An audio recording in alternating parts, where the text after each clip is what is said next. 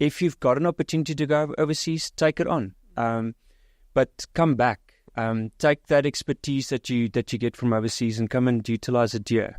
And I think, that's where you need to kind of draw the line. It's all good and well that you've got AI tools that can assist you, but you still need to go through that process and develop your own mind. And we've got an entity called Ed for All, for instance, that assists students with a minimal fee per month to start their studies. But there are also many other options that we've got available to help students to finance their studies.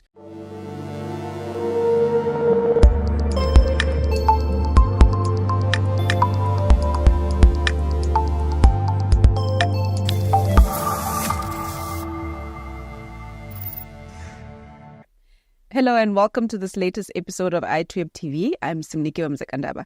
In studio, we're joined by Nicolaas Kruger, who is the CEO of Regenesys School of Technology. Nico joins us to discuss the newly launched Regenesys School of Technology, to chat to us about the evolution of, the education sector in terms of with the likes of AI. Also just looking at the ICT skills demand and what could have motivated Regenesys to launch their School of Technology. Welcome, Nico. Thank you so much. How are you? Good. Yeah, I'm doing well. Thank you. Okay.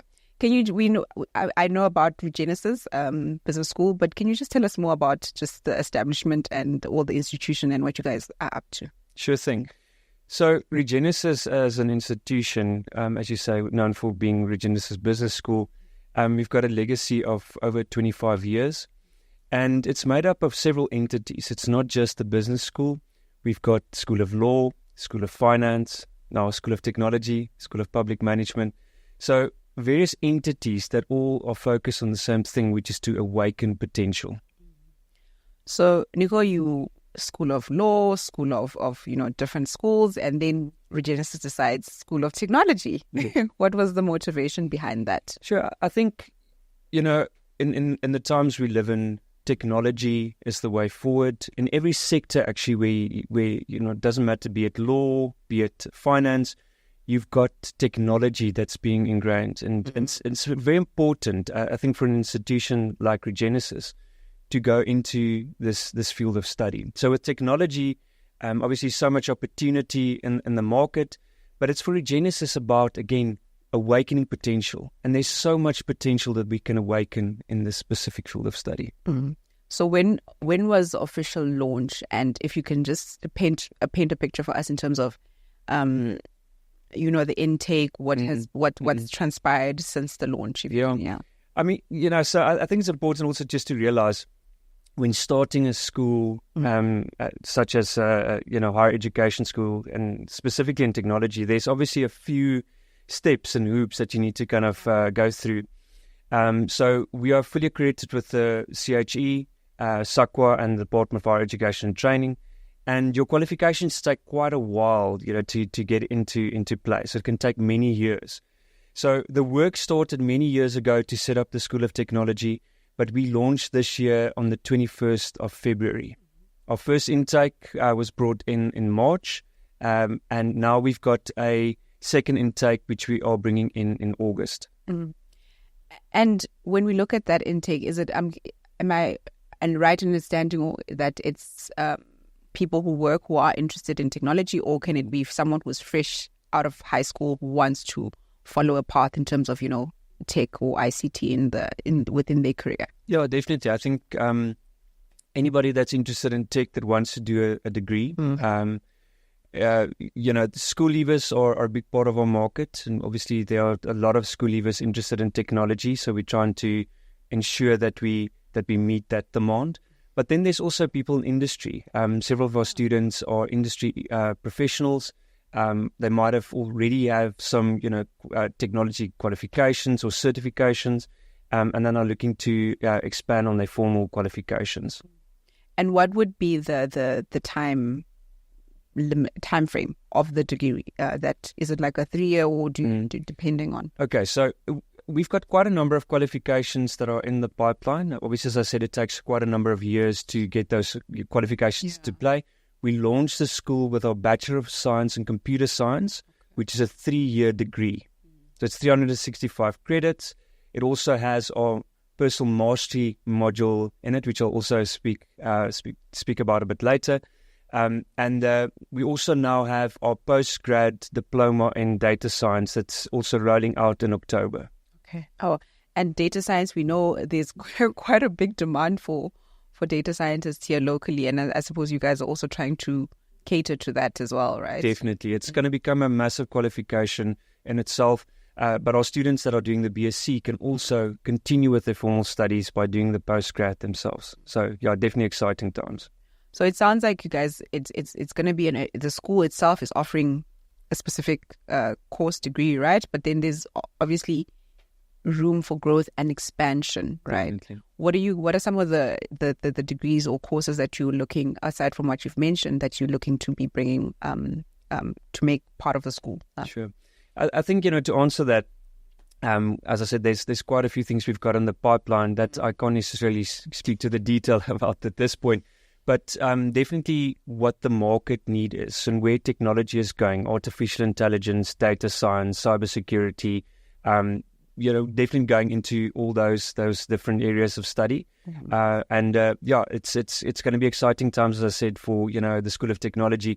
We've only been going for a few months, but there's already a lot of scope for development, and we're going to be at the forefront of that. I can't imagine that it's an easy thing to be ahead of a School of Technologies. What have been some of your, the highlights and, a bit of challenges that you've experienced or witnessed during your time here, Nico, Sure. in this role? Yeah, no, look, obviously, launching a new school has got its challenges. And I think, the highlight for me at this point in time was the launch of the school, having our first cohort start. And your challenges, a school is a tricky one. You need to make sure that you've got all the different support structures in place. You've got to build a strong team. Luckily, when we built up the school and when we launched it, we've got world-class faculty. At the moment, I've got 9 PhDs and I've got 4 master's faculty. So, we're going to build on that and make sure that we give the best possible qualifications, best possible faculty, best possible support to our students. And you mentioned that it's the first cohort. How many are you able to give us an indication of how many have enrolled? Sure. So we just shy of 100 for our first intake. And now we're also moving to, as I said, our next intake in August. And hopefully we see similar numbers. Okay. And Nico, like launching a School of Technology must have been because, let's say, Regenesys identified a need for it, obviously. What's your take, or if you can just paint a picture for us in terms of what do you think of the landscape of technology in South Africa? What does it look like to you? Yeah, maybe just to start again by saying, I think Regenesys is in the business of awakening potential. So it just makes sense, to go into the technology space as well. I myself know that technology has got that ability to really accelerate change, and which is something we really need in South Africa. One thing I maybe just want to mention, I've already got some of my students there, and they, just finished their first semester, and they're already starting to be entrepreneurial. They're already starting to look at opening their own businesses, and that's something at Regenesys that's very important to us, that entrepreneurial spirit. Our founders are very entrepreneurial. And we motivate our students to really build something for themselves. Don't just become another employee. Become a founder. Become somebody that can help change the landscape in South Africa with technology. And that's something that's very close to my heart. It's really changing people's lives. And with Regenesys, it's about awakening that potential. And in technology education, it's just. I've seen it happen. The proof's in the pudding. It's really something that can change South Africa. I suppose we could have, our next. I don't even want to mention who our like someone who's going to come up with the best technology solution or idea that could obviously in future maybe be an employer to other people. So I suppose it's like you say, you don't necessarily have to be an employee, but you can start. It's about getting your ideas out there, coming up with ideas and coming up with the business, starting your own business and having that entrepreneurial spirit, which I suppose is what we need here in South Africa because jobs are limited. Maybe not in the ICT in the ICT landscape, but overall, though, like jobs are scarce. That's right. So if you can start your own business, then I suppose it would be good. Yeah. But Nico, we also have to, obviously we know there's a skills shortage, ICT skills shortage particularly. I just wanted to hear from you then, what do you think would take, or what needs to happen to actually address this challenge that we're facing?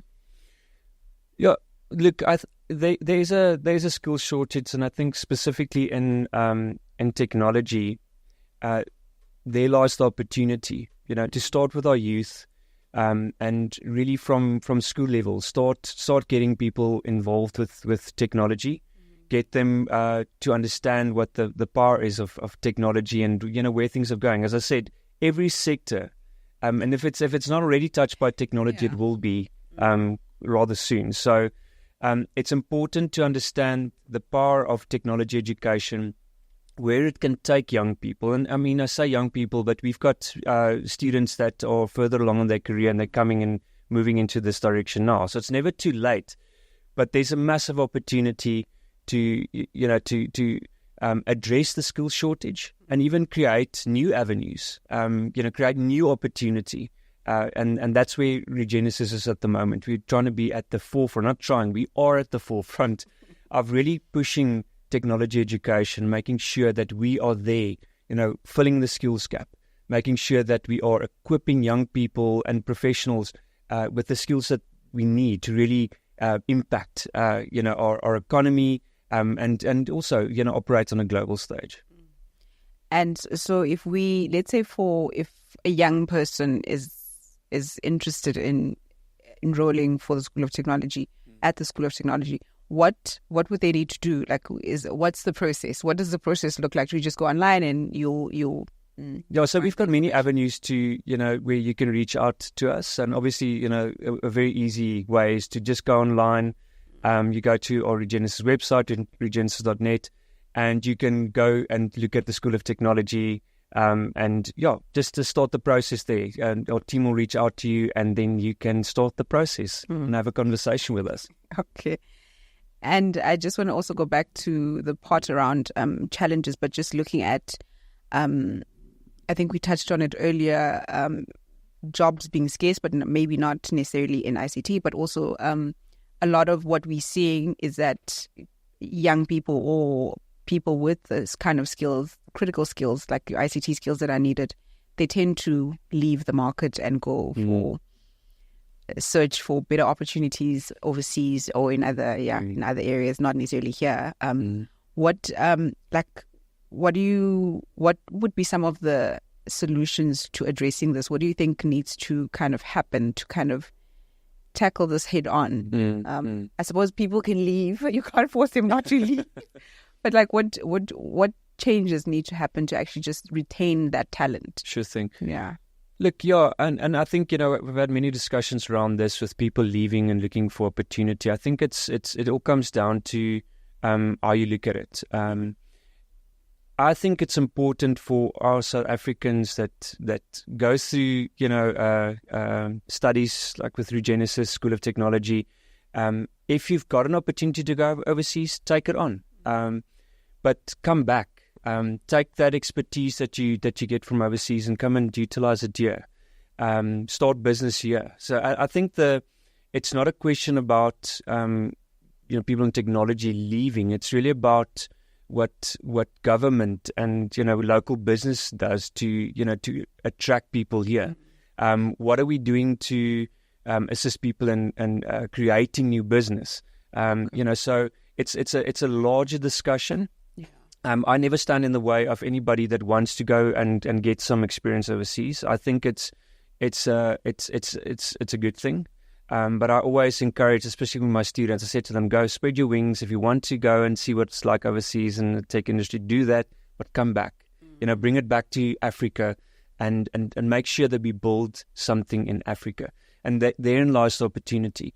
And, South Africa specifically is at a point now where there's so much opportunity that in the technology sphere that it makes sense, to come back, even if you do go overseas. So it's really, I don't think we've got a massive problem. I think there's a lot of people that do go and see what is there overseas, but as they move out, we've got gaps that open up where we can put people in, and then we've got those people that are overseas that can come back and we can build up something even better.